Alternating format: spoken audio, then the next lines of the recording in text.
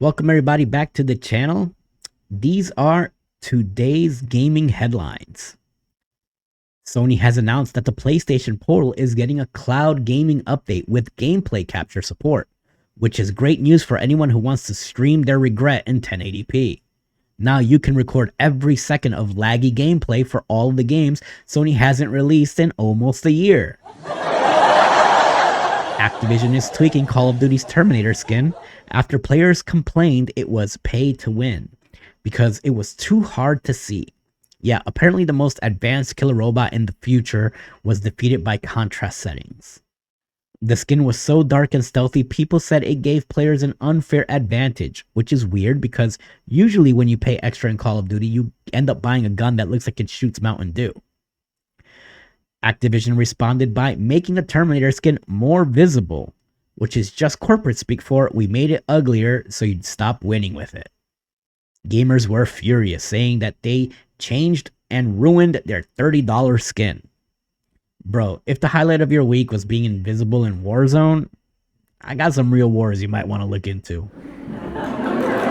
Microsoft has confirmed its Xbox Game Showcase for June, along with the special Outer Worlds 2 Direct, which is great because nothing builds excitement like announcing an event about a game no one's seen for 4 years. Truly a sequel to a game reveal trailer that was already a parody. Xbox says the showcase will highlight its biggest upcoming titles, which is cool. Finally, a chance to see more cinematic trailers for games that are totally real and definitely not being delayed into 2027. Fans are hoping Microsoft will finally show off actual gameplay this year, and Microsoft is hoping fans will forget that they own 23 studios and still somehow only keep releasing updates to Sea of Thieves. A former PlayStation executive said Nintendo's move to $80 game pricing is because of their exclusive IP, which makes sense. If you're going to get robbed, it might as well be by a plumber in a raccoon suit. The exec said Nintendo's can charge more because their characters are so iconic, which explains why The Legend of Zelda, with no voice acting, is flying off the shelves. Gamers are outraged, but will still buy it. So congratulations, Nintendo, for finally turning our childhood nostalgia into a subscription-based personality disorder. An economics professor explained that it wouldn't be feasible for Nintendo to move Switch 2 production to the United States, mostly because Made in America is great for pickup trucks, not so much for tiny overheating handhelds held together with hopes and Joy-Con drift. Apparently, building the Switch 2 in the United States would make it cost more than a PS5, a Steam Deck, and your rent combined. Nintendo said labor costs and supply chains make it impossible. Plus, the United States workforce isn't exactly trained to assemble fragile electronics. We're barely trained to return shopping carts. Also, imagine a Switch made in Florida.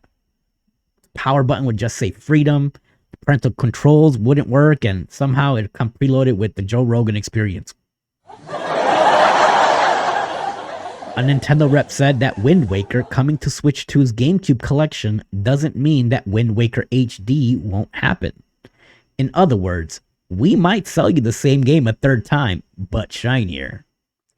Nintendo's plan is simple. Take your childhood, wrap it in a $60 download, and release it just slowly enough to keep your inner child emotionally hostage. They said the GameCube version doesn't rule out an HD remake, which is like saying, hey, just because we served you leftovers doesn't mean we won't charge you for the same meal later on with better lighting. And let's be real, if Nintendo does re-release Wind Waker in 4K, half the internet will cry and the other half will pre-order it while crying. Nostalgia's a hell of a drug, man. Anyway, thank you guys for joining us for today's gaming headlines. Leave a comment below, let me know what your favorite headline was or what did we miss. Like, share, subscribe. Really appreciate it, and we'll catch you guys in the next video.